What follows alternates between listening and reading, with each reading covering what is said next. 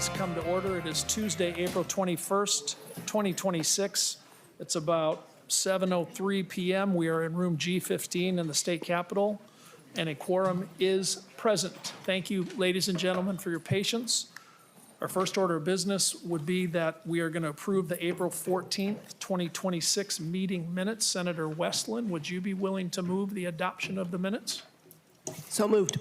Senator Westland moves the approval of the April 14th, 2026 meeting minutes. All in favor say aye. Aye. All opposed, nay. The motion prevailed and the minutes are adopted.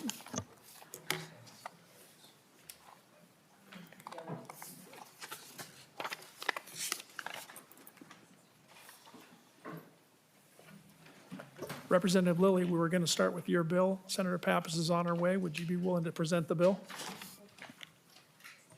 Members, we're now going to hear Senate File 4860, House File 4812. This is the St. Paul Teachers Bill before they receive the All-Time Patients of the Universe Award. We would like to start, Representative Lillie, while you're waiting for Senator Pappas, to see if Ms. Wilson would briefly review the staff memo. Would that be helpful, Representative Lillie? Thank you, Mr. Chair and members. Yes, it would be very helpful for Ms. Wilson to assist. Ms. Wilson. Thank you, Chair Frentz. Senate File 4860, House File 4812 is 5 sections, and it applies to members of the St. Paul Teachers Retirement Fund Association. Briefly, Section 2 decreases the employee contribution rate for coordinated members after June 30th, 2026 from 9% to 8% of salary. Section 4 increases the COLA for retirees from a fixed rate of 1% to a fixed rate of 1.5% beginning January 1, 2027. And the benefit improvements are paid for with a state-funded employer contribution increase of 2.7%. And I would just direct you all to the bottom of page 4 of the staff memo for a cost of the bill, which totals just over $12 million per year for a 15-year period. Thank you, Chair Frentz. Thank you, Ms. Wilson. Well done. Representative Lillie, would you like to introduce the bill or make further comments before we go to testifiers? Thank you, Senator Frentz, and thank you for getting us on the agenda right away. And last session we were able to do some bold things in this space, and then we had left some folks behind, particularly in our St. Paul work group, the teachers. And so this is an effort to bring some parity into that space. So, Mr. Chair, if that's all right, in respect of time, if we could just kind of work through the folks that we have here today and begin there. And we can stand for questions at any point that you want, Mr. Chair. Thank you, Representative Lillie. I've been on the Senate floor for about 8 hours, and you are the first person today to ask me to be considerate of time. Mr. Tenzik, we have you listed on the testifier list at the end. Do you want to testify first? I also have 4 other testifiers. Up to you. That was my fault, Mr. Chair. All right. Our first testifier is Hannah Geimer, if I'm pronouncing that correctly, with Eric Erickson up next. Did I say that correctly? You did. Ms. Geimer, were you here last week? I sure was. All right. Then we owe you a debt of thanks above and beyond your testimony today for your patience. Thank you for your patience. We're hoping for testimony of a couple free minutes. If you could please introduce yourself and present your testimony. Thank you. Chair and members of the board here. I gotta say, you're a lot more intimidating than my typical 7- and 8-year-old second grader, so bear with me. I am Hannah Geimer. I am a second grade teacher in St. Paul for 20 years, and I'm also a single parent. And so I love my job. I am very proud to do it, but I wanna be honest about what this profession feels like right now. It feels a bit broken, right? Education has changed. I'm not just a teacher, I'm a nurse, a therapist, a social worker, a psychologist. I support students through trauma, behavior, and instability while being asked to adapt, create, be flexible, constantly be engaging, right, but with less time and support. Each morning, my goal is to make sure students learn as they feel safe, they're seen, they're loved. And as we like to say in my classroom, let's explode our brains today with learning, right? However, the pandemic, civil unrest, and fear in our communities is felt by my students and sometimes becomes more important than what was planned, right? And after school, I go home to my second job as a single mom and a single parent. And I provide the love, the comfort, the wrestling matches, right? The fort building that my kiddo needs to thrive and to grow. But I'm gonna admit that I often take the long way home to give me myself that 5 extra minutes before that energy comes, right? That I know I need. Financially, I feel like I'm doing everything I can, and it still just isn't enough, right? Childcare costs me $992 a month. I've limited my son's camps, right? I've taken out loans in the last 2 years for $20,000 because both my furnace and AC decided to not work, right? And I've given up a lot of my own personal pleasures. My gym membership, going out with friends, can pay for going out and a few drinks, plus babysitting for these 2 nights, right? And many small home repair projects that would bring me joy. I'm constantly hoping nothing will break and that I can get one more session out of my son's boots, or excuse me, one more season out of my son's boots to stretch those pennies just a bit farther, right? This is a big issue for me as a single mom. The huge expenses of preschool, a mortgage, food, doctor visits, all of life's bills. The 1% change to pension contribution would make a huge daily difference for me. I'm tired. I am tired of asking for basic fairness while decisions are made by people so far away from the reality in which I live daily. I'm tired of being expendable, forgotten, and like I'm falling constantly behind for my son. My mom taught in in St. Paul for 30 years. I followed the same professional path, but I'm asked to contribute more, work longer, and accept less in retirement. The system has moved backwards, not forwards. If I retire at 65 and I live to 80, geez, right? Like, my pension would be $45,000 less than a TRA teacher. More realistically, if I'm only able to make it to 60, my pension would be $200,000 less due to the differences in the COLA and the career rule. I'll be 57 when my son turns 18 and enters his college years. My pension is very real to me as a single mom. Many people offer us gratitude. They say they value the role of teachers and they believe in our societal worth, right? Kind words are nice, but they don't pay my bills. Pension support would. So please support Pension Bill 4860. It would make a difference to so many, to my son and I, and so many that deserve it. Truly, thank you. Thank you, Ms. Geimer. Thanks for sharing. And again, thanks for your patience. Mr. Erickson, if you could please introduce yourself and present your testimony. Senator Pappas, I don't know if you want to come forward. Mr. Erickson, just 1 second, please.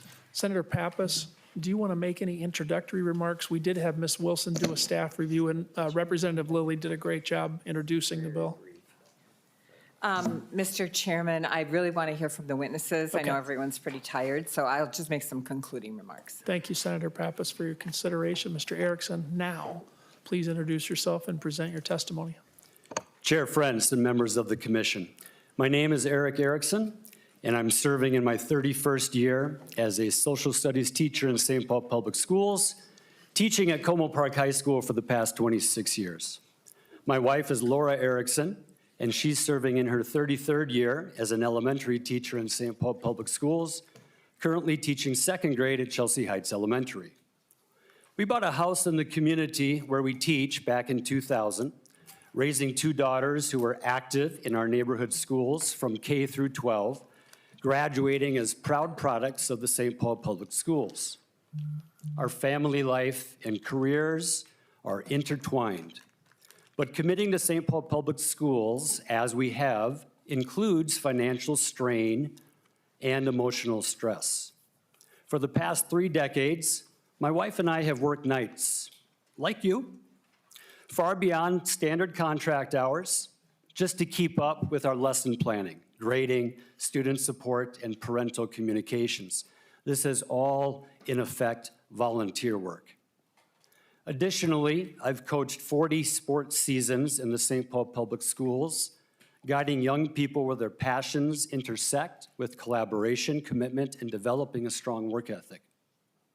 The pay stipend divided by quantity of hours devoted to leading a school team is often less than minimum wage. Educators who coach aren't hustling for money. They're helping kids find the best version of themselves. That is the essence of teaching, shaping the next generations and our future leaders. I will keep educating and living this lifestyle for 6 more years until I reach age 62 with 37 years of service. My wife will be trying to bring the energy needed to engage 25 second graders all day, every day, for the next 4 years until she's 62 with 37 years of service. Our work requires discipline, compassion, and sacrifice. At the same time, we recognize the hardships that exist in other occupations, and we see the problematic societal issues so many members of our city and state are enduring, and we know families are hurting. We know that because we build relationships with those families and serve all the students who walk through our doors here in the capital city. Because we are providing education specifically in the St. Paul Public Schools, we are paying more into our pension and will receive less in retirement than all the other public school teachers across the state.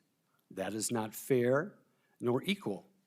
And that is why we are advocating for your support and your approval of funding to fix this inequality and provide pension improvement.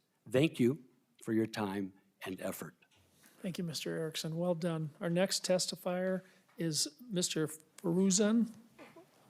Razu Faruzan. Did I say that right? It's Miss. Ms.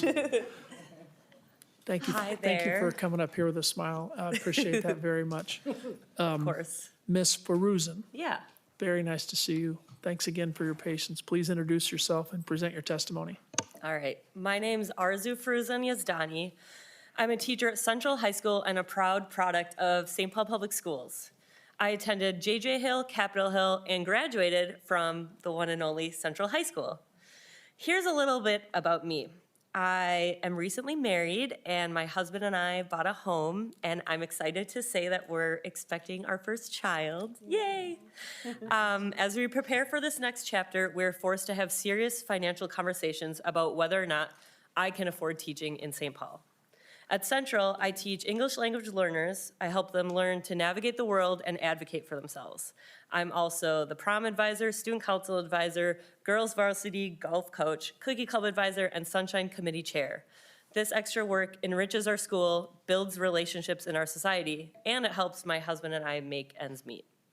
Here are the facts. As a member of the SPTRFA, I contribute 9% of my salary towards my pension. Teachers in other districts only pay 8%. That's already almost $6,000 out of my paycheck, so I could go do childcare, medical expenses, anything for my upcoming baby.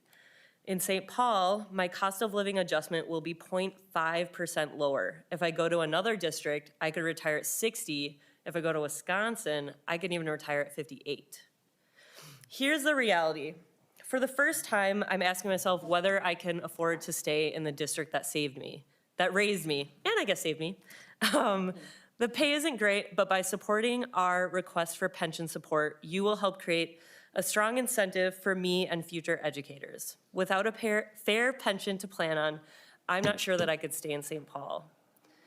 I'm not asking for special treatment. I'm asking for fairness. I'm asking you to protect teachers like me who dedicate their lives to the successes of other people's children. There's a teacher shortage, and if teachers like me leave, St. Paul loses educators who are connected to their communities. We are the soul of education. We bring history, commitment, love, and a high burnout rate. I'm asking for your help. This isn't just about retirement. It's about whether teachers can build a life and raise a family in the communities that we serve. Education is an honorable profession. It's something I followed my mom into, and it's a profession that deserves honorable financial compensation. There's a quote that comes to mind: "Society grows great when people plant trees in whose shade they will never sit." By supporting the pension bill, you are planting trees for the future children of St. Paul. Thanks for your time. Well done, Ms. Faruzan. Thanks. Next up, we have Ms. Hudek and then Mr. Tensick. Welcome to LCPR. Thank you for your patience. Please introduce yourself and present your testimony. Thank you. Good evening, Chair Frentz and members of the LCPR. My name is Lisa Hodek. I've taught science at Central High School for 25 years, and my husband has taught in Minneapolis also for 25 years. Thank you for this opportunity. I could tell you my specific story, but it's a story you already know.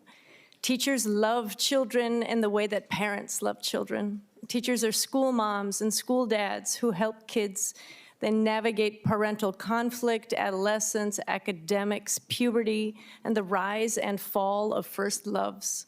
However, as public figures, you all know exactly how unpredictable and alarming humans can be. Burnout for teachers is high. Half leave our profession in the first 5 years. Our job is often spoken in conversations that include nurses and police because our work also requires a daily willingness to confront trauma, hostility, and chaos. We are pawns in political ideologies and professional trends. We are also America's primary hope to repair the shortcomings of families, social norms, and the healthcare system. We entered education because we believe in the honor of it. We accepted a social agreement that although the pay might not be the best, teachers would have a solid pension at the end. It's an old-fashioned approach. Few people are signing up for delayed compensation these days. I'm one of the people at the center of the campaign to improve the pension. It's not something I intended, but I started asking questions when I saw the disparity while comparing my husband's TRA pension with mine. The financial difference was obvious, but I didn't understand it. I could explain how a broken bone heals, not COLAs and contributions. The $55,000 difference between my husband's identical teaching career in Minneapolis compared to mine in St. Paul motivated me to spend dozens of hours researching and sharing information. I don't know how it happened, but the fact is that we pay more for a worse pension. I initially wrote a letter of concern co-signed by 4 colleagues in January. We are now 108 educators and growing. There's been a massive groundswell of surprise and frustration as St. Paul teachers metabolize the financial impacts of our pension. The promise of a secure retirement is a motivator during our hardest years, our most heartbreaking tragedies, and our most challenging social demands. To learn that our pension is weak but expensive adds insult to injury. To be frank, we feel betrayed. We're proud to be teachers, but to expect us to settle for marginal pay and a discriminatory pension steals our dignity. I represent 13,695 SPTRFA members who need help from the LCPR. Students deserve great teachers who are compensated equitably, no matter which city they teach in. We value your public service and the way in which you benefit the public, as we do. You have the power to restore fairness to our pension. Please support our request for pension improvement. Thank you, Ms. Hodek. And one thing you can be sure of is that St. Paul has great teachers. And I will spare you asking about legislator pensions because they are not what people think they might be. And I've been working here 9 years, 3 months, and 10 days, and I think my pension's grown to about $600. So thank you for your testimony. Mr. Tenzik, your patience is appreciated as well. You have the marker from me earlier in LCPR, and now here is your shot. Mr. Tenzik. Thank you, Chair Herr, members of the commission, Phil Tensick, Director and CIO, St. Paul Teachers Retirement Fund Association. First, I'd like to thank the teachers, especially those that came out twice to support this bill. I think we can all see that the future of St. Paul's children is quite bright, thanks to them. And hopefully with solving this pension issue, it will remain that way. I'd like to summarize the 3 points I think we heard from them tonight. First, they noticed the sacrifice they made last year. They've been activated. This is a grassroots campaign to try and figure out how they can make up for the disparity between the plans. And so they're just seeking parity in the base benefit, asking for an 8% contribution, same as TRA, and a 1.5% COLA, which will be the same as TRA starting next year. those are small differences, but they have big impacts. It's the difference between being able to pay for that second babysitter to come and testify before the LCPR and not. Additionally, representation. These are not just teachers in St. Paul. I know our plan says St. Paul on the can, but when you open it up, they're in every legislative district. I know you've heard me say that, and so I wanted to put kind of the proof in the pudding and actually gave you your counts, how many SPTRFA members. So you're not just doing this for teachers far away in St. Paul, you're doing this for your retirees in your communities that'll put that extra 0.5% to work locally. And so thank you for hearing the teachers and letting me summarize. Thank you, Mr. Tenzik. Well done. Members, before we go to member questions or comments, there are letters of support for the bill in your packet from Education Minnesota, St. Paul Federation of Educators, and then 40 individual letters, most of whom are teachers. So with that, we'll go to member questions or comments. Senator Nelson. Thank you, Mr. Chair, and thank you for the presentation. Oh, is my mic on? Is it okay? All right. So I just wanted to call out a couple things. And so I'm not so sure about pension parity as far as the goal. I mean, I think that's a good goal. But the reality is that the pensions are very different because of what I've called the big red box. I don't know how many years that went on where there were not contributions that needed to be to pay for the benefits. And I think that's kind of the moral of the story. Pensions are a mathematical, the math has to work. And if you don't take in enough, contributions, whether they be a mix of an employee-employer contributions, we can always talk about what that mix ought to be. But the point is, if you don't have enough contributions to cover the benefits, you have a big hole. And so so it kind of concerns me a little bit to talk about pension parity. Now, love the St. Paul teachers. As former teacher myself, I have a special place in my heart for all teachers. And I know that you know too, when you went into the field, that maybe, it wasn't the field that paid the most. We understand that.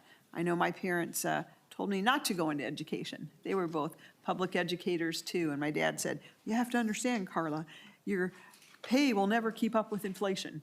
Well, he might have been right about that, but I would not regret teaching. It's quite a rewarding field and it's so important. But I am concerned about talking about pension parity when there's this huge hole. And I have to wonder if the reason, maybe one of our staff members can tell me this, is it the big red box hole where promises were made that weren't being paid for that led to this inequity in St. Paul teachers now?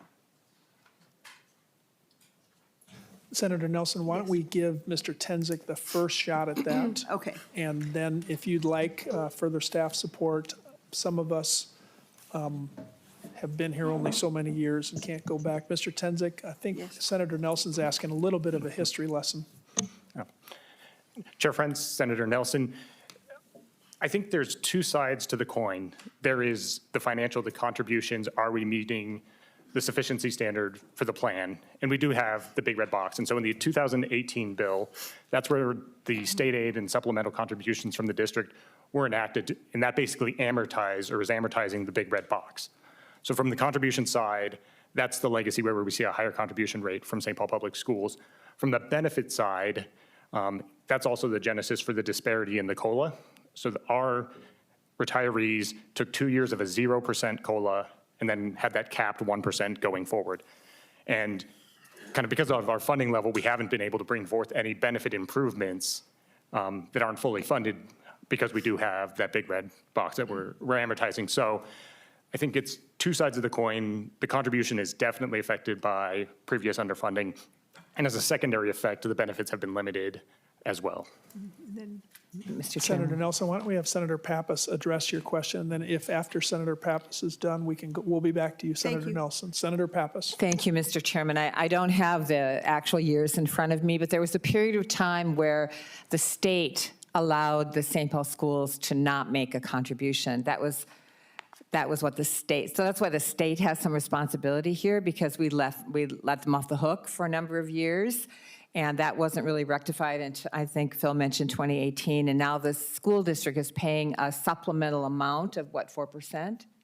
Yeah, 4%, to try to kind of make up for those years where they weren't paying into the fund. Thank you, Senator Pappas. That's helpful. Senator Nelson, you still have the floor. Thank you, Mr. Chair. And thank you for that additional information, Senator Pappas. So, this is good to know. The big red box has been amortized, and it's being paid off so that St. Paul teachers don't continually have to suffer under that. But Mike, when is it paid off? What's the amortization year? Mr. Tenzik. Chair Friend, Senator Nelson, we're projecting 2039. Statutorily, it has to be paid off by 2048. Senator Nelson. Thank you. That's good information. That does still leave me wondering about calling it parity.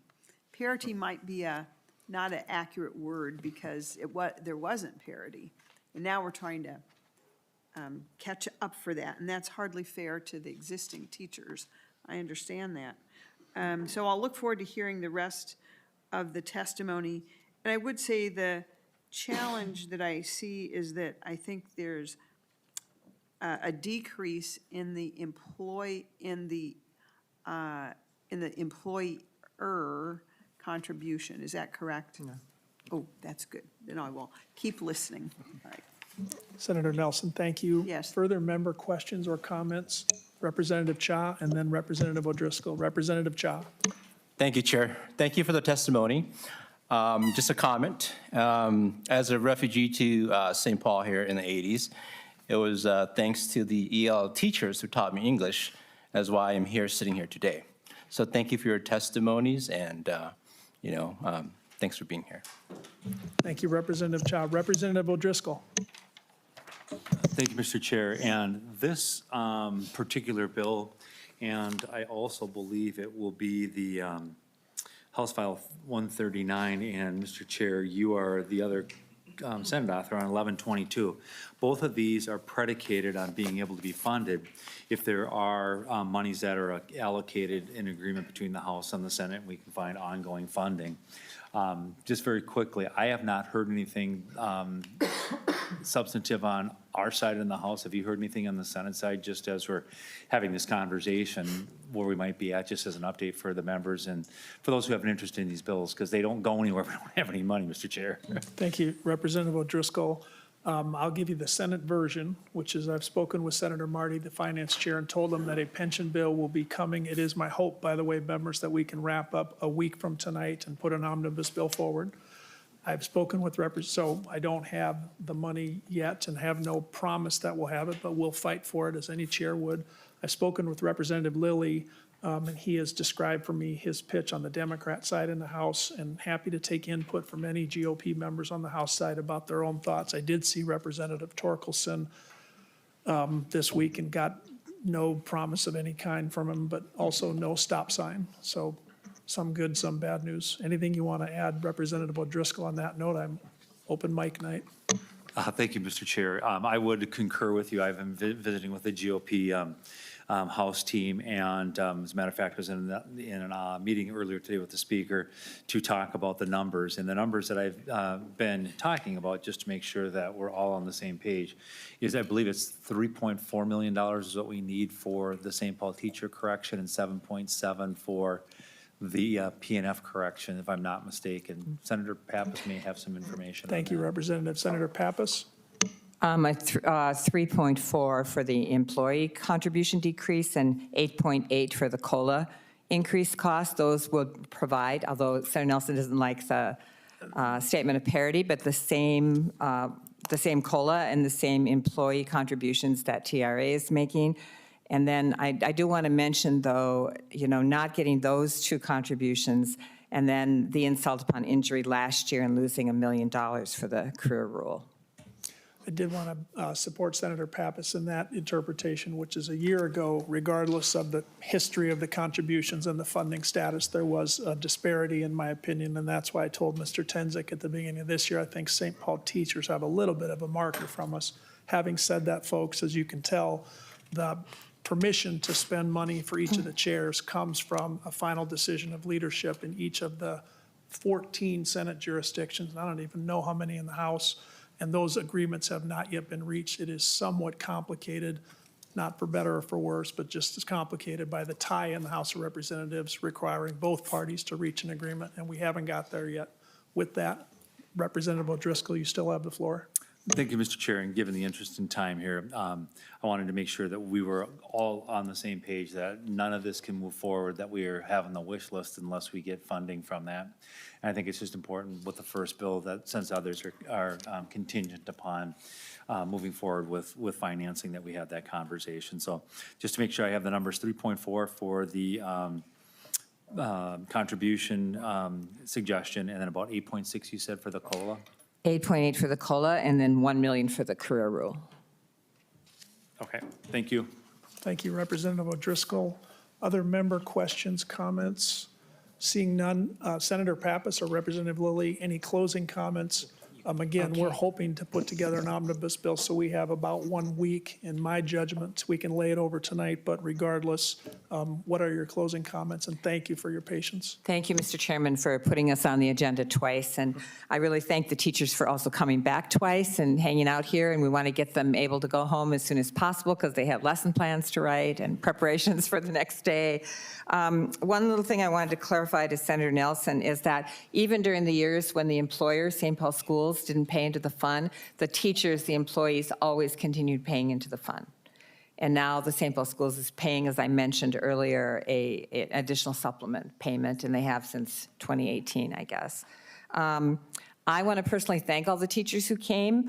My children are a product of St. Paul Schools, Cherokee Heights, Open School, Capitol Hill, J.J. Hill, Washington, when it was a junior high, Como, and they ended up all at Central.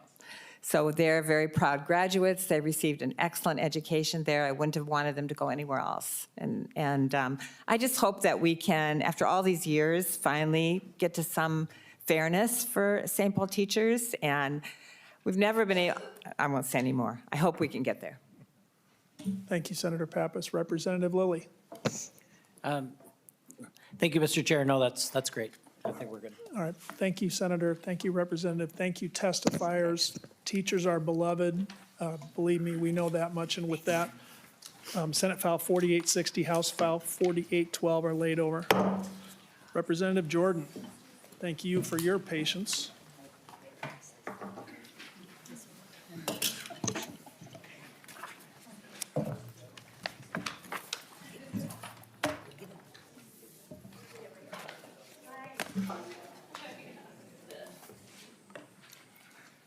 Representative Jordan, thank you also for your patience, times 50 plus infinity. We have the material up here, and we also have the A2 amendment. Representative Jordan, to your bill.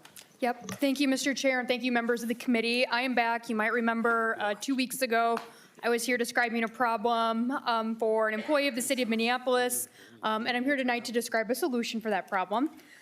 So the city and PERA worked together to re-examine the employee's dates of service and eligibility for PERA. The city of Minneapolis verified that they incorrectly excluded the employee as a seasonal employee for a period from May 29, 2016 to October 15th of 2016. And so this means this period of service is eligible for purchase and should be added to the total purchase. And so as a result of this revised purchase, the employee will have a total of 5 years and 1 month of service, meaning he is vested in the plan. The purchase, which again is going to be held by the city of Minneapolis, so it does not have a cost to our state, will be the contribution plus interest for a total of roughly $17,500 and a few extra bones. And so that's the bill, that's the solution. PERA worked on it, the city worked on it. I just hope we can all agree that this employee should get what he worked so hard for. Thank you, Representative Jordan. We can move the 2A amendment if I'm hearing correctly. Senator Nelson, would you be comfortable moving the 2A amendment? Senator Nelson moves the 2A amendment. Any discussion? Seeing none, all in favor say aye.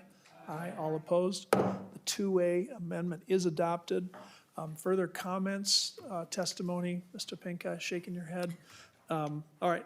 It is our intention to include this in the pension omnibus bill and want to say a quick thank you to your perseverance for getting the information. Sometimes we go digging for information. It's not what we were looking for. And a thank you also to PERA for sort of making this work out. So with that, members, we are prepared to move the Representative O'Driscoll. Thank you, Mr. Chair. I just want to double check the funding for this. Last time we had this conversation and I had asked who was paying for it. Both the employer and employee contribution necessary to make this whole were coming from the city of Minneapolis. Is that still the plan? That's my understanding. Mr. Pinky, you're not going to change up on me now. No, that, Mr. Chair and Representative O'Driscoll, that's correct. That is the plan. And furthermore, have you received that number so you were aware of what the city's obligation and liability would be to make this situation whole?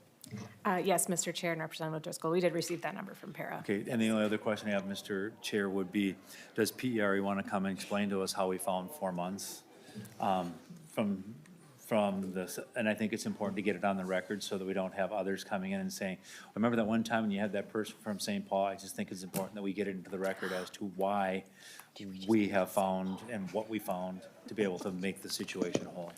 When he's right, Ms. Strange. Thank you for your flexibility. I believe Representative O'Driscoll's asking, can you put on the record, please, where the 4 months? And please introduce yourself, Ms. Strange. Senator Frentz, Commission members, I'm Amy Straney, the policy coordinator for PERA. So PERA reviewed the entirety of the member's service, and in working with the city incorrectly excluded the member for that first period of service, which I believe is from May to October. This means that the service is eligible for purchase because the city had incorrectly excluded the member as a seasonal employee. Mr. Chair, Representative Jordan. it's very important to me to correct the record that I represent the city of Minneapolis, not the city of St. Paul. Thank you. Thank you, Representative. Both great cities. Representative O'Driscoll. All right, thank you, Representative. Members, further comments, questions? Representative Jordan, any closing comments before we adopt the bill? No, thank you all for your time. I would also be willing to carry this as a standalone bill. I don't know if that's something that's typical in this committee, but no, I'm seeing Representative O'Driscoll who is shaking his head. So I'm happy for your consideration and happy to hopefully get this employee who worked so hard for the city of Minneapolis the pension that he has deserved. Thank you, Representative. Well done. Members, House File 4402 and Senator Seeberger moves that House File 4402 be adopted and incorporated into the 2026 Pension Omnibus Bill as amended. All in favor say aye. Aye. All opposed say nay. The motion prevails and you're on your way. Thank you. As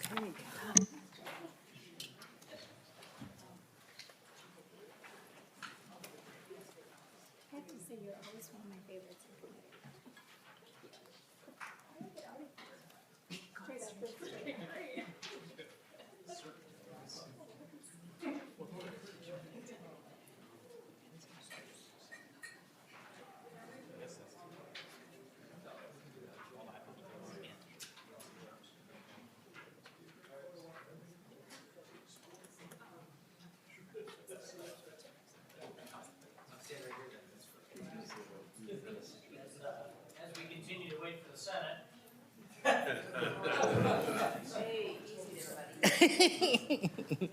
I didn't envy you upstairs.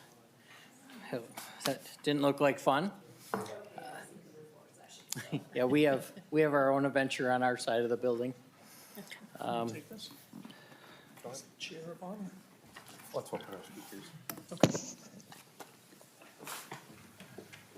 Welcome, Chair Friends and Representative O'Driscoll. How do you want to proceed, Mr. Chair? Well, Mr. Chair, I'm hoping both Representative O'Driscoll and I can make a few opening comments. This bill changes the method for calculating post-retirement adjustments, COLA.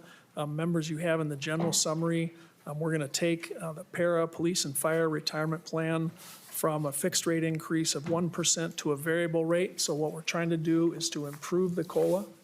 We're going to then increase COLA for retirees under the MSRS State Patrol plan from a fixed rate of 1.25 to a fixed rate of 1.5. I'd like to have Representative O'Driscoll fill in the rest of the presentation. Thank you, Chair Frentz, and go ahead, Representative O'Driscoll. I see we also have an amendment when you're, but go ahead, Representative O'Driscoll. Thank you, Mr. Chair. And back in 2018, when we talked about, and Senator Pappas, I think you and I were the only two that are on the commission right now that were on the commission at that time. And our promise and our goal was that when we had the opportunity to be able to restore benefits and to advance benefits, we would be back to do that. And we started that last year, and this is another opportunity similar to the one that we saw with St. Paul teachers to help try to make amends for some areas that we need to bring back into line. And when we talk about the police and fire right now, in the PERA realm, they had to wait 2 years beyond the normal time to receive a COLA. Last year, we were able to drop one of those years, so they would be their first year, nothing. The next year, they would get something. So what we're hoping to be able to do with this bill, funding pending, again, funding pending on this, is to go from you retire and then in your first year, you will be in line and getting a COLA along with all other plans here in the state of Minnesota. We also know that of the plans that we have right now, with the exception of St. Paul teachers, the PERA Police and Fire is the lowest annual COLA at 1%. And so, again, there are areas that we want to do to improve that process for members. And again, we're putting this together in anticipation that we hope to receive some funding, that's ongoing funding, to be able to accomplish the goals of bringing these benefits back into line for people who are willing to make the sacrifices along the way. And now it's an opportunity for the state to be able to thank them and to continue to advance for our folks in the public arena, in the police and fire realm, as well as the state patrol. I know that we do have some amendments. I'm not sure if the chair, Frentz, wants to take the amendments right now or after we hear some testimony from some of the principals who are involved in this particular bill, or how you want to proceed. But that would be my opening comments on today's bill. Thank you, Mr. Chair. Thank you, Representative Driscoll. I think I would like to move the amendment, if that's okay, Mr. Chair. Of course. So there's a delete everything amendment. I don't know if you want to briefly just describe it, or? No, I think either Ms. Lincheski or Ms. Wilson want to describe that, Okay. Mr. Chair. Thank you, Mr. Chair. Ms. Wilson, please help us. Thank you, Chair Lillie. The amendment is a delete everything amendment. The bill was introduced in 2025, and it amends two subdivisions of Section 356.415. Both of those subdivisions were revised last year, so the bill just needed to be updated to revise the current statutes. So the delete everything amendment looks very similar to what you saw last year. It's just now amending a 2025 instead of 2024 statute. Thank you, Chair Lillie. Thank you, Ms. Wilson. Chair Frentz has moved the delete all amendment. Any questions in regards to the amendment? Seeing none, all in favor, please say aye. Aye. Those opposed? The amendment's adopted, and Chair Frentz, we have your amended bill before us. Do you have some testifiers? Do you want to proceed down that path? We do, although you have the testifier list up there, Mr. Chair, and I do not have the order. Okay. Although Mr. Chair, I I'd like think to. Aaron Leonard might be a great first testifier, and then Dave Okay. Titus and Brian Rice, Scott Badness, and Mike Ledoux. That'd be an order I would be happy to consider. Okay, that sounds great. Ms. Leonard, please come forward. And Mr. Titus, you're on deck, so be ready. Good, thank you. Welcome back to the Pension Committee, Ms. Leonard. And please introduce yourself and go ahead when you're ready, please. Great. Thank you, Mr. Chair and members of the LCPR. My name is Erin Leonard. I'm the Executive Director of the Minnesota State Retirement System. The MSRS Board of Directors doesn't have a formal position on this bill. However, in general, they have supported benefit enhancements if the funding is provided to pay for the benefit. The cost to increase the COLA for State Patrol members from 1.25% fixed to 1.5% fixed is $4.6 million per year, amortized over 15 years. that is all I have to say tonight. But if you have any questions, I'm happy to. Thank you, Ms. Answer them. Leonard. Stick around just in case. And Mr. Chair. Rice, you're on deck. Mr. Chair, after, before Ms. Leonard leaves, I did Oh. have a Oh. quick question I'd like to Okay. pose. Yep, Anybody sitting at Representative this? Driscoll. Thank you, Mr. Chair. Anybody sitting at this chair that has a birthday tomorrow, could they raise their hand? We just discovered last year that we have the same birth date when we were sitting in commission, and so we just thought we'd bring that back this year. So Yes. happy birthday, Ms. Leonard. Thank you. Happy birthday to you as well. Well, happy birthday, and thank you for spending your pre-day with us tonight. Very, Say, the way we're going today, it'll be your Wow. birthday by the time we get done. I don't know who sings. I don't think you want me singing. Mr. Titus, please introduce yourself and go ahead when you're ready, please. Chair, members of the commission, thank you for the opportunity to testify. I am David Titus. I'm the Executive Director of the Minnesota Police and Peace Officers Association and a retired St. Paul cop after 30 years of service. Public pensions are complex, but they matter deeply to working officers, retirees, and their families. I appreciate the work that all of you do to protect Minnesota's pensions. My message today is straightforward. Strong and fair pensions are essential to recruiting and retaining police and fire personnel. Contingent on securing funding, the MPPA supports the passage of Senate File 1122, House File 139.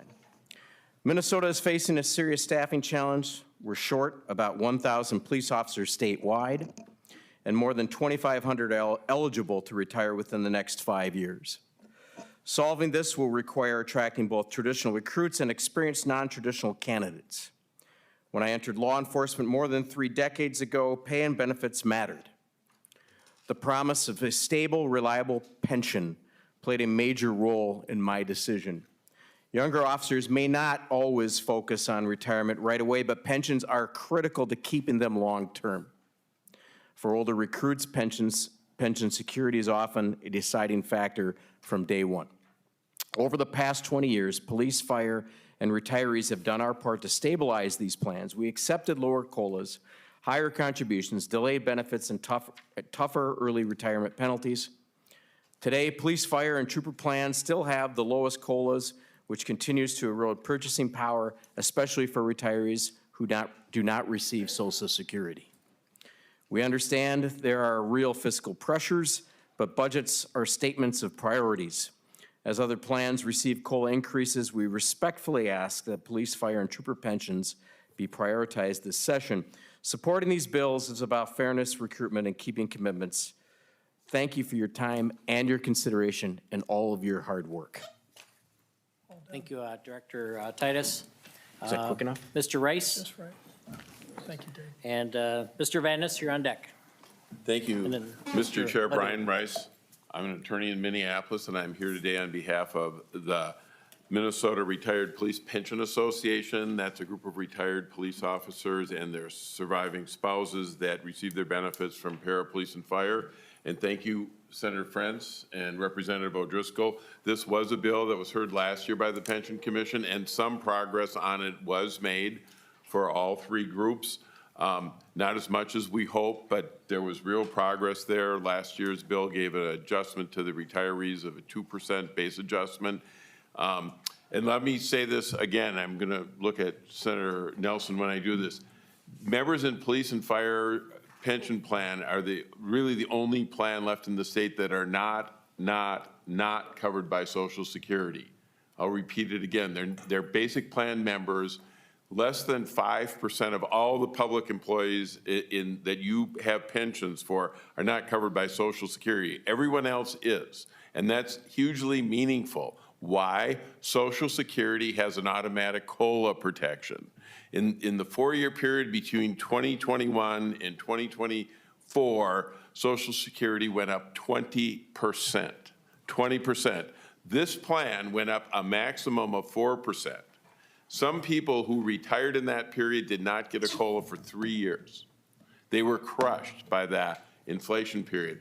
Last year, inflation was better and was moderating, but guess what? It's back. It's heading towards 4%. And so doing something on the COLA end is really important, and even one modest change. Another difference in this plan is that retirees had to wait 2 additional years for the COLA compared to other public employees. Last year, you got rid of 1 of those years. This bill and the amendment, the DE1 amendment, asks that you eliminate that other year to at least level the playing field with all the other 250,000 retired public employees in the state. There's a cost to that of, it's in my letter, it'll come to me before I stop, but that's really, really an important change that could happen. I think that 7.7 million was the cost from last year. And I could go on, I know we're late tonight.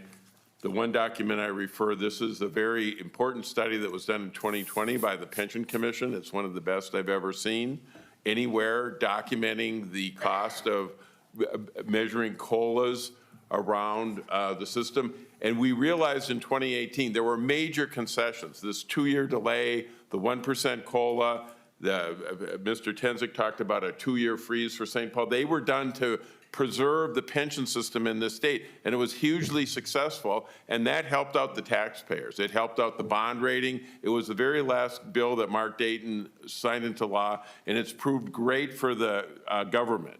It hasn't been so great for our retirees. In my letter, you'll see, and this from the Pension Commission report, it studied what happened to the COLAs. And you know who did the worst? Police and fire, the very bottom. They're losing 30% of their pension over a 20-year period. And we've been trying and trying and trying for the last 5 years to change that line. It did change a little bit. It could change even more if the legislature can find some funds for these plans. And so we will beg you again to hear our plea and to consider it and to find the money. I know Senator Frentz is extremely competent and capable. We need the money. And there's 4 weeks left in session, and something needs to be done. So thank you for your time. Thank you very much, Mr. Rice. Mr. Vadnais, come on up, and then on deck, Mr. Ledoux. Can I? Scott, Nick, I see you. Please introduce yourself and go ahead when you're ready, please. Thank you, Chair and members of the Commission. My name is Scott Vadnais, President of the Minnesota Professional Firefighters. I've been a firefighter for 36 years, and it is my honor to represent 2,500 men and women who serve as firefighters, EMTs, paramedics in 50 localities across Minnesota. I want to thank our chief authors, Representative O'Driscoll and Senator Frentz. I'm here tonight to strongly support House File 139, Senate File 1122. I want to thank the LCPR for the one-time base increase and reduction of 1 year on the wait period for our retirees that passed last session. You made a difference in the lives of many of our retired members and their surviving spouses. Our retirees and my members need your support on the Senate file and House file. PERA Police and Fire Plan participants do not take part in Social Security benefits by virtue of their employment. So they are dependent on PERA Police and Fire pensions for their retirement income, disability benefits, and survivor retirement income. Pensioners in the Police and Fire Fund are currently only receiving about a 1% COLA cost of living adjustment. When you consider that the average survivor benefit in our paid to our spouses is roughly $35,000 per year, a widow living on the survivor benefit is living off roughly $17 an hour. It's a losing proposition. It is no secret that we have been seeing a significant spike in inflation since 2020, and it appears to be rising this year. Any member who retired in 2020 experienced an inflation rate exceeding 20% over those 6 years. And anyone who has filled up their gas tank is feeling the effects of inflation this year. Our members who retired in 21, 22, and 23 experienced 20% reduction in their purchasing power over those couple of years of retirement. Our members typically retire at the age of 55. This 20% loss of income also hurts many already in retirement who must purchase their health care insurance because they do not qualify for Medicare until the age of 65. For police and fire members who are eligible for Medicare, the cost has increased to the point that Social Security saw double-digit increases in that same period to combat inflation and the rising health care costs. Social Security, which is inflation protected by indexing, helped many to receive it, but most of my members do not. In 2021, the LCPR submitted a study to the entire legislature that assumed an inflation rate of 2.5%. It concluded that retirees would see a 30% reduction in the value of their pensions with a 1% COLA per year after 20 years. If done today, our calculations at the same study would conservatively show a 40% reduction after 20 years. This is shocking, and we must do something about it. All other PERA plans receive a 1.5% COLA and wait only 1 year for their first COLA. This has become a dire situation. We hope the 20% inflation of the last 6 years is over, but this is not shaping up to have lower inflations. We were at the table in 2010, 13, and 18 when there was shared sacrifice as the leadership of the MPFF, the MPPOA, acted in the best interest of our members and the fund when we agreed to benefit cuts and increased early retirement offsets. We essentially agreed to raise retirement age from 50 to 55. We also increased the time before you could become fully vested from 10 years to 20 years. Employee contributions also increased to 11.8% and also capped our COLA at 1% and increased the wait period to receive that first COLA. We understand the pension plan had to reduce the assumed rate of return from 8.5% to 7%. We certainly did not like it, but we were willing to make that sacrifice to preserve the pension and maintain the integrity. I believe we have shown that we are good stewards of our pension. I could be up here asking for all of the items changed back to the original state, but I'm not. We acknowledge and do not take the request for a fiscal note lightly. Still, without it, we will continue to increase the number of elderly individuals who are making real life and potentially life or death decisions based on how they spend their dwindling pensions. Thank you. Thank you, Mr. Vanis. Mr. Vanis? Seriously. We have a firefighter that's from Duluth. Do you rate them? How, are they very good or? They're really close, but I heard they're a close second behind Edina. Thank you, Mr. Vanis. Mr. Chair, I think Mr. Vanis just lost votes tonight. I'm not sure. We can work on an amendment. I'm sure Edina doesn't need any of the extra. Mr. Ledoux, welcome. Please introduce yourself and go ahead. When you're ready, please. Mr. Chair, members of the commission, my name is Mike Ledoux, Director of Legislative Affairs for Law Enforcement Labor Services. LELS represents more than 8,800 public safety members across Minnesota, including members of both the PERA Police and Fire Plan and the State Patrol Retirement Plan. I am also a retired Minnesota State Trooper with 31 years of service. I'm here today to support Senate File 1122 and House File 139 and appreciate Senator Frentz and Representative O'Driscoll's leadership on this issue to strengthen post-retirement adjustments for both members of both plans. This bill takes an important step forward by creating a more sustainable COLA structure for PERA Police and Fire members with adjustments between 1% and 1.5% tied to Social Security and increasing the State Patrol Retirement Plan COLA to a fixed 1.5%. The bill also decreases the PERA waiting period to begin receiving a COLA by 12 months. We appreciate this progress in the recognition that public safety retirees are particularly vulnerable to inflation, especially because these plans are not coordinated with Social Security. For both regular retirees and disabled members, the pension is their primary and often only source of retirement income. The Commission has previously recognized that COLAs are intended to protect against the loss of purchasing power due to inflation, and that these two plans are by far the most vulnerable. Last year, both PERA and State Patrol members appreciated and accepted adjustments within the available funding. PERA through a one-time increase and the State Patrol through a modest fixed COLA increase. But going forward, while those actions were appreciated, retirees need long-term stability rather than periodic one-time fixes that keep pace with economic conditions. This proposal moves us in that direction by providing a more consistent and reliable approach to post-retirement adjustments. I respectfully urge the commission to support the legislation, and I thank you for your time and consideration. Thank you, Mr. Ledoux. Thank you very much for coming. Chair Friends and Representative Driscoll, I see that we have 5 letters in our packet. One from the Hennepin County Association of Paramedics and EMTs, Law Enforcement Labor Services, Minnesota Police and Peace Officers Association, Minnesota Retired Police Pension Association, and Public Employee Retirement Association. Chair Friends, how would you like to?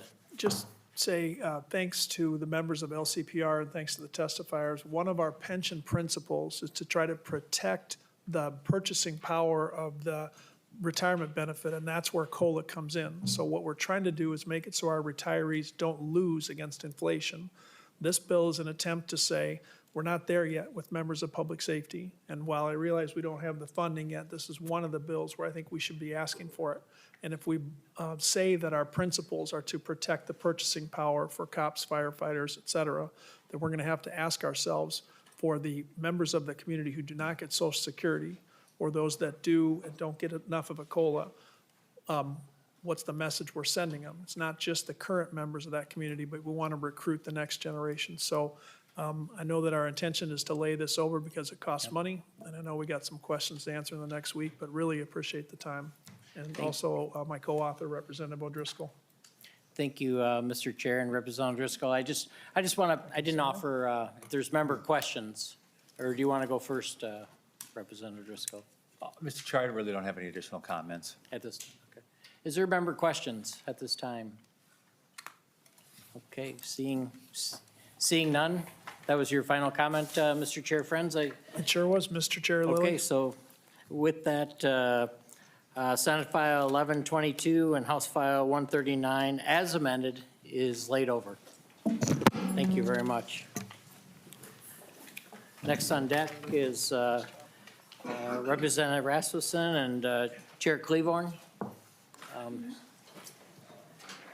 understand that you're presenting and I'm just here.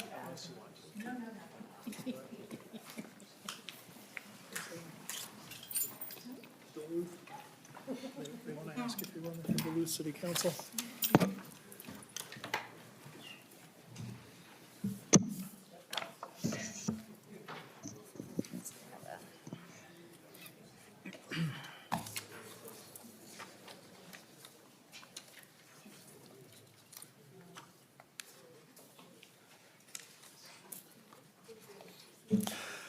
Senator Rasmusson, Representative Klevorn, thank you for your patience. We have before us members Senate File 4572 and House File 4367. Representative and Senator, I do have an amendment here at the desk also. Why don't I turn it over to you, Senator Rasmusson? Take it from there. Thank you, Mr. Chair. I'd move the 1A amendment as an author's amendment. Senator Rasmusson moves the 1A amendment. Senator Rasmusson, do you want to give any brief description? Technical amendment, and basically it cancels one of the years of appropriations because there's going to be a new structure for how fees are collected by SBI. Thank you, Senator. Members' questions? Seeing none, all in favor of adopting the 1A amendment, please say aye. Aye. All opposed, say nay. The motion prevails and the amendment is adopted. Senator Rasmusson, to your bill as amended. Thank you, Mr. Chair. This bill is about making sure that the costs to run the State Board of Investment are fairly allocated across the assets that they're tasked with managing. Currently, how administrative fees are paid on non-pension dollars is effectively creating a cross-subsidy. And so what this bill would do if enacted would have a very detailed procedure about how costs for SBI are distributed across plans and also other assets that they manage. For example, any expense that is can be solely allocated to one plan or a group of plans will just be allocated to that plan or plans. And then second, remaining expenses will be allocated proportionally based off of assets under management. And so happy to answer any questions or to turn it over to my co-author or testifier. Thank you, Senator Rasmusson. Representative Klevorn, welcome to LCPR. No opening statements, no fanfare, no nothing. No, you All right. can just move right on. Thank you. Thank you, Representative. Mr. Moulay, welcome to the LCPR. If you could please introduce yourself and present your testimony. Thank you, Mr. Chair. Good evening, members. My name is John Muley. I'm the General Counsel at the State Board of Investment. Senator Rasmusson did a great job kind of giving the broad overview of the bill. I think I will just cover a couple of the big picture items that are covered, and then I'm happy to answer any questions that you have. There are some technical pieces to this, so do bear with me and feel free to ask any questions that you have. This bill largely concerns the management of the state's cash accounts, which we refer to globally as the invested treasurer's cash accounts. So I refer to that as the ITC. That ITC has approximately $27.2 billion invested currently with the SBI. And those investments, on average, over the past 5 years, have accumulated about $727 million per fiscal year in investment returns. There are two main portions to that invested treasurer's cash account. The first is the general fund, with which we're all very familiar. We hear about that a lot. The other is conveniently termed as the non-general fund assets, which are a collection of other state and agency accounts that are required to invest in the ITC. The general fund accounts for about 54% of that $27.2 billion that is under management. For the non-general fund assets, the SBI invoices an administrative fee based on the assets under management, which is consistent with what we do for the other plans that we manage, except for the general fund. In the case of the general fund, the SBI receives a fixed appropriation of $139,000 per year. And because of these different methods of billing against assets under management in the case of the non-general fund assets and having a fixed appropriation for the general fund assets, it becomes very difficult for the SBI to appropriately balance the resource and cost sharing between the non-general fund and general fund portions of the state cash accounts. So as Senator Rasmusson noted, what this bill will do is treat the general fund the same as the other funds that we manage by making clear in statute that the SBI may invoice the general fund as a proportion of its assets under management, just like it does for the non-general fund assets. That alignment will create more efficient and transparent resource and cost sharing amongst the state cash. There are a couple of other portions of this bill that are separate from that. There are some technical revisions that are basically updates to terminology that have been outdated, and that is largely Section 1 of the bill. And then there is also a slight change in the procedure that the SBI uses to bill the pension systems, which is a separate special procedure. That essentially is making that procedure more efficient. I'm happy to walk through the steps of that, but in the interest of time, I'd be happy to take any questions. Thank you, Mr. Moulay. Members' questions, it's the intention, obviously, to lay the bill over pending our finance questions being answered. Seeing none. Representative Klevorn, I would just like to final say, comments? yeah, really quickly, it's more efficient, it makes it more transparent, it modernizes the standard business practice that's done in the rest of the industry. It's just a really good bill, and you can all feel confident voting yes. Well done, Representative. Senator Rasmusson, this is one of the most Rasmussen-esque bills I've ever seen. Do you want to make any closing comments before we lay the bill over? I'll take that as a compliment, Mr. Chair. Thank you.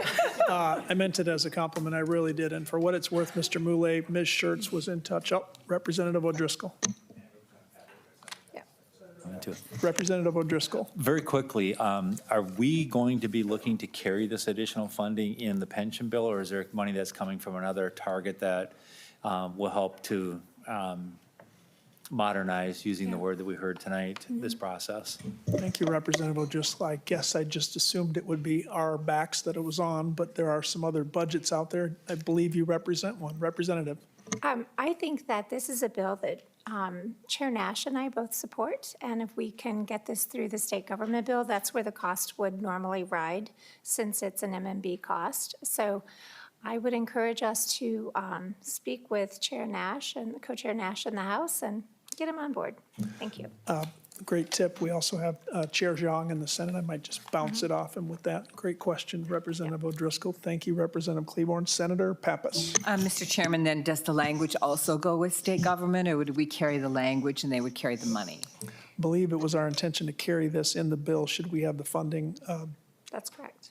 Senator Pappas. Okay. Good, Senator Pappas. Other member questions, comments, or concern before we lay the bill over?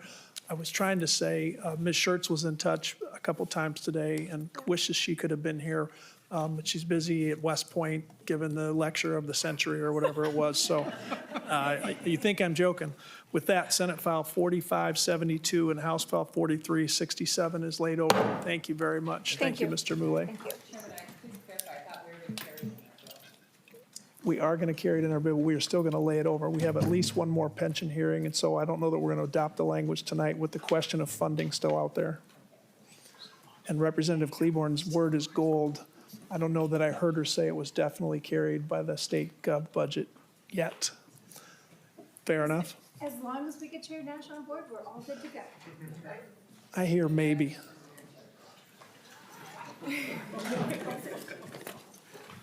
With that, House File 4162, Representative O'Driscoll.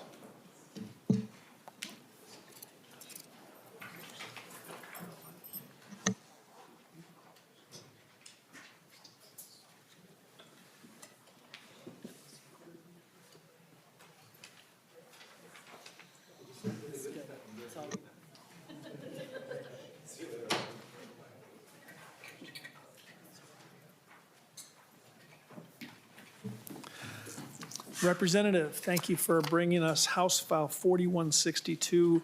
I do have a DE1 at the desk. Would you like to have that moved? Yes, and I will first speak to the background and then the DE1 and what's going on, and we might be able to get this taken care of in one fell swoop. Thank you. Members, if you recall, earlier this session, I had brought forward an idea about when we have retirees, particularly in the TRA realm, and a district hires them back, we do not recalculate or recalibrate the pension of a returning retired teacher. And as a result of that, we don't collect any employee contribution to TRA. And since there is no recalibration or calculation of that pension, we also do not collect anything from the employing district. And I made the case to the commission that in the situation where the state of Minnesota sends money to school districts and you hire a teacher, whether that's a retired teacher or not, the state's actually sending that money to the district to bring a teacher into the classroom to help provide education and service for the students. And we talked about the idea of when a teacher returns that we still would not collect from the teacher, but we would collect from the employing school. And that money would go unencumbered to the bottom line to be able to help shore up the TRA plan. We found out that was $5.6 million in the public school system, less the St. Paul schools, because they're in a separate plan that we learned about earlier tonight. Number two, in the Minnesota state system, it is about $600,000 that we anticipate we'll be looking at. And I asked the commission that night whether they wanted us, if they thought this was a good idea, and we said, yeah, this has some merit. And we also are extending it to PERA and to MSRS and any of the sub-plans and other plans that we have out there.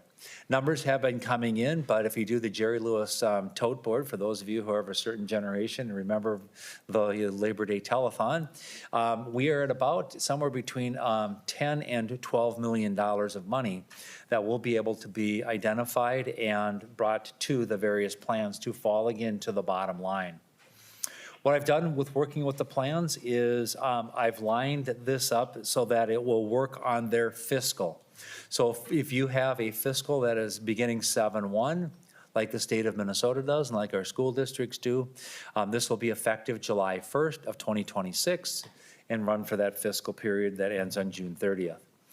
If you have a January 1st fiscal, which is our counties and our cities and others, your fiscal begins on January 1st, and so this will become effective with payrolls beginning on January 1st of 2027. And so the amendment brings that into line with the changes that we talked about for TRA. It brings it into line with the other plans and sub-plans within those various plans, as well as those effective dates that I had just mentioned. And so that, Mr. Chair, is the extent of the DE. And we may have one additional amendment that we need to look at on this. We're still working with PERA on getting some final details worked out with how payrolls work and reporting works with them. But it is not by any stretch of the imagination a showstopper, something that we can handle administratively before we take the final bill under consideration. So, Mr. Chair, that is the bill, the amendment, and the scope that we're looking at this evening. Thank you, Representative O'Driscoll. Well done. With that, Representative O'Driscoll moves the DE1 amendment. Any discussion? Seeing none, Senator Rasmusson to the DE1.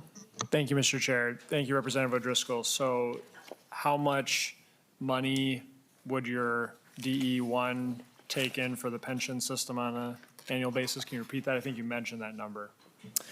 We're estimating right now because we're still waiting to get some final numbers in, but I'm going to say between $10 and $12 million cumulatively for the various plans. Thank you, Representative. Senator Rasmusson. Thank you, Mr. Chair. I guess one of the concerns I have with the DE is that it's expanding the scope of the original bill pretty meaningfully to cover counties, cities, and it's my understanding would or would not cover MSRS? Representative O'Driscoll.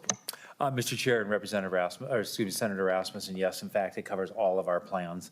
And so it kind of grew as we moved from where I heard about it with TRA to the conversation, asked the commission if they wanted to expand it. I got the impression the commission was open to expanding it, and that's where the DE comes back with all plans for all returning folks. And we know that from the night we brought this bill forward, St. Paul Teachers is already doing it, and the State Patrol is already doing it in their fund.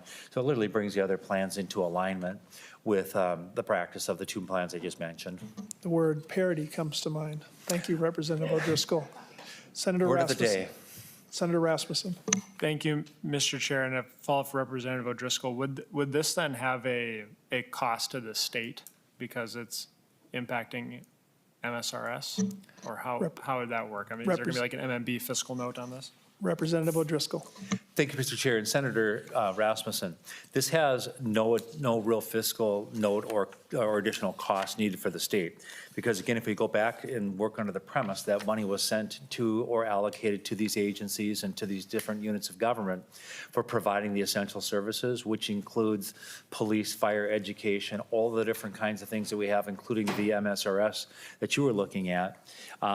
And in the case where a retiree is hired back and that particular agency is not hiring someone who is pension eligible because they're hiring a retiree, in essence, what we're doing is we're holding the agency accountable for the money that we sent them and that it doesn't get used in a way that's not allocated or agreed to by the legislature by requiring those funds to continue to be paid on the employer side into the various or respective pension plans. Thank you, Representative. Senator Rasmusson. Thank you, Mr. Chair. Thank you, Representative O'Driscoll. I guess, I appreciate the consistency with the amendment, so I appreciate that. I would say that one concern I have is, that this money isn't free, right? Ultimately, at the end of the day, all of this is going to come from taxpayers, and whether it is coming from a state budget or a county budget, a city budget, coming from a school district that might already have a lot of unfunded mandates.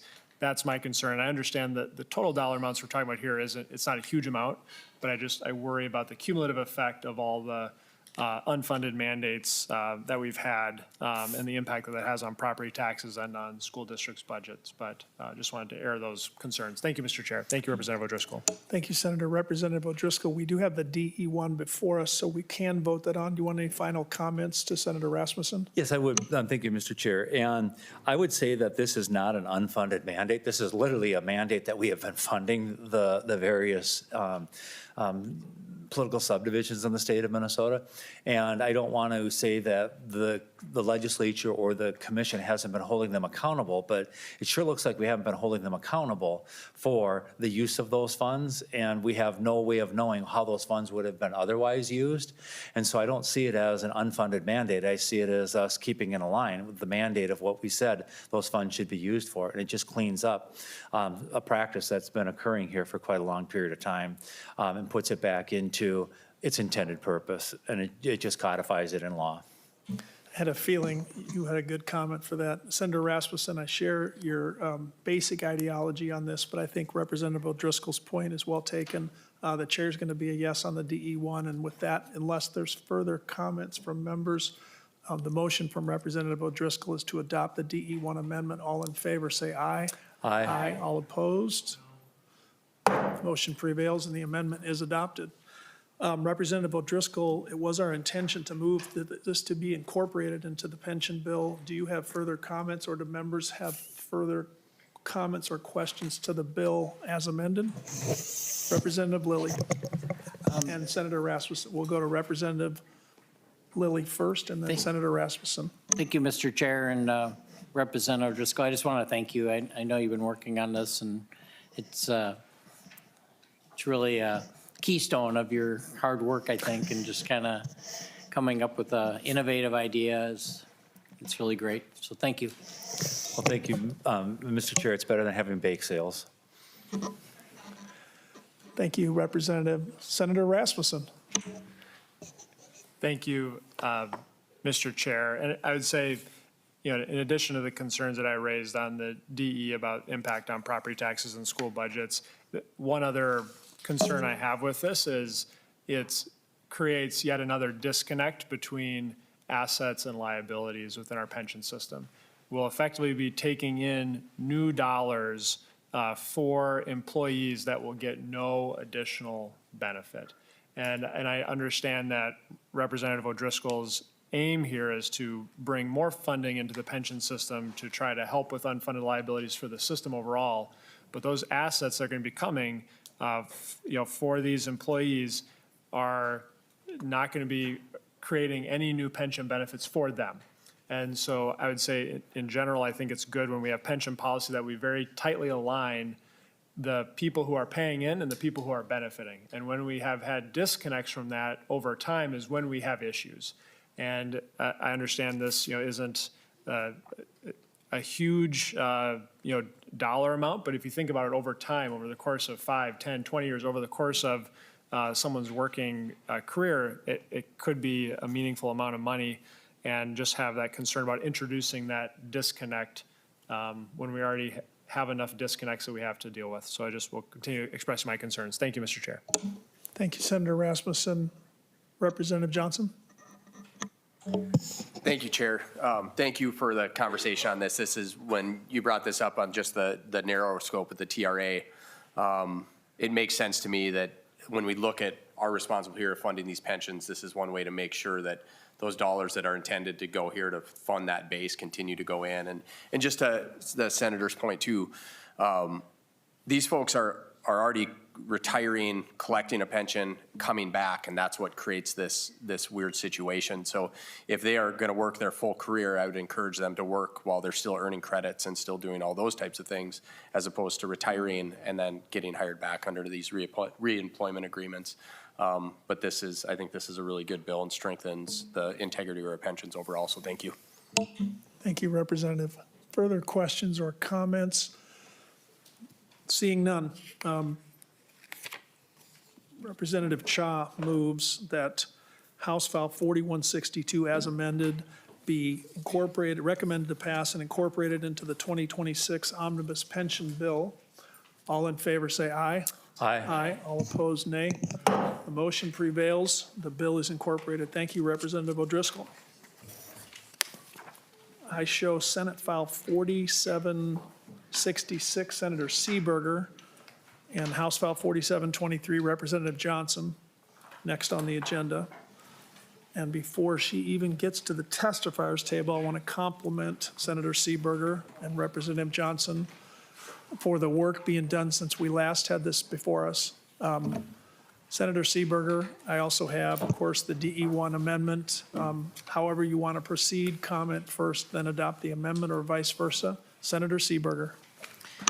Thank you, Mr. Chair and members of the commission, and thank you for that compliment. I have been working on this diligently since I was last before this commission, and the result of that work is the DE1 amendment. And what this amendment will do is take the issues that are addressed by both Senate File 4766 and Senate File 4767 and put them in a working group so that stakeholders can come together and decide, number one, what is the best way to accomplish these goals? Number two, what will be the impact of these policies? And number three, how do we get this done so that there is the least impact on fire relief plans as possible while accomplishing the same goals? The DE1 work group, or the work group set forth in the DE1, is patterned after the work that we did, or that was done over the interim with our 911 telecommunicators. Taking a goal, putting it to a work group, and really working with the issue and coming up with the plan. I want to thank Senator Rasmusson for his help in putting these concepts together, and Representative O'Driscoll for listening to me. I really couldn't have done this without the help of my fellow LCPR members, because these issues are somewhat tough to deal with from time to time. So thank you for the collaboration of my colleagues, and at this time I would move adoption of the DE1. Thank you, Senator Seeberger. Senator Seeberger moves the adoption of the DE1 amendment. Any discussion? Senator Rasmusson. Thank you, Mr. Chair, and thank you, Senator Seeberger. And I support this DE amendment. I think it takes a really important topic around vesting schedules and looking at emergency medical providers, whether they're volunteer paid on call, and it will put together a group of experts to take a look at this over the interim and to come back for next session with recommendations. And, you know, as with volunteer relief associations, they're unique and complex, and I think having this work group will, I'm excited to see what they come back with. And I think it'll also help us gather facts around the status quo of this system and the impact that potential policies could have, so that next year this commission can evaluate the proposed options and make a wise decision. Thank you, Senator. Further comments, questions, or concerns to the DE1? Representative O'Driscoll. Thank you, Madam Chair. And Senator Seeberger, I do want to thank you for your work on this. As you presented this last week, there is no question that I was championing what you were doing, and I still think that the outcome that you're striving for is the right outcome on here, and it's going to provide more flexibility. But to go from where we are to where we want to be, it might be a bigger jump, and there may be some hurdles that we're missing. So I know you're disappointed that we aren't getting it this year, and I understand that, but I also think that the delay in getting it to next year gives us a much better product that we can all be proud of, and I'm happy to continue to work with you and partner with you on this for the duration that I have left in the Minnesota legislature. Thank you, Representative. Senator Seeberger, I know we have not adopted the A1, but I thought I just heard a promise to continue to work as long as you're in the legislature, and if your group work goes before next January 1st, I think you've got Representative O'Driscoll signed up. Verbal contract is binding. With that, members. Mr. Chair, that was an offer, that was not a contract. And there's a difference between an offer and a contract under law. The chair recognizes Senator Seeberger's acceptance. Senator Rasmusson. Thank you, Mr. Chair. You know, we could have an amendment on this to add retiring legislators to this work group. And we have a few on this commission that I think we could benefit from their work on. So it's just, we'll put that out there for consideration. Chair would support it. Chair would support it. Mr. Chair, yes, I would move that. And I think, you know, in honor of my good friend and the inspiration for part of this, maybe we should amend this, the Senator Jeff Howe work group on vesting and emergency medical providers. Senator Howe? I don't think we named Bill. All right. Thank you for that. Thank you, Senator. Thank you, Senator Howe. We'll discuss our retiring LCPR members next week. But with that, all those in favor of adopting the DE1 amendment say aye. Aye. All opposed say nay. The amendment is adopted, and the bill as amended now is before us. Senator Seeberger, would you like to move Senate File 4766 and House File 4723 as amended by the DE1 be recommended to pass and incorporated into the 2026 Omnibus Pension Bill? I would like to move that, Mr. Chair. Thank you. Senator Seeberger moves that the House File 4723 and Senate File 47 be recommended to pass and incorporated into the Omnibus Pension Bill. All in favor say aye. Aye. All opposed say nay. The motion prevails and the bill is incorporated. With that, members, we are going to essentially take no action on agenda item number 8, given the work group and the things that Senator Seeberger and Representative Johnson have put together. That brings us to the end. I want to thank everybody for their patience. We got this work done. To be clear, we have the State of the State next week. We will meet next week at 5 p.m. And that means we hope to bring you the Omnibus Pension Bill posting by Friday. I would think we hope to post it by Friday, and we would love to see that adopted in the 1.5 hours we have next week. And I do hope we'll save time to recognize the retiring members of LCPR, 3 outstanding members of the legislature. And with that, thank heavens, our day comes to an end, and we have to do the probation bills next week too. I'm sorry, we have the probation bills next week as well. We're going to adjourn. That's just how it's going to be. We are adjourned.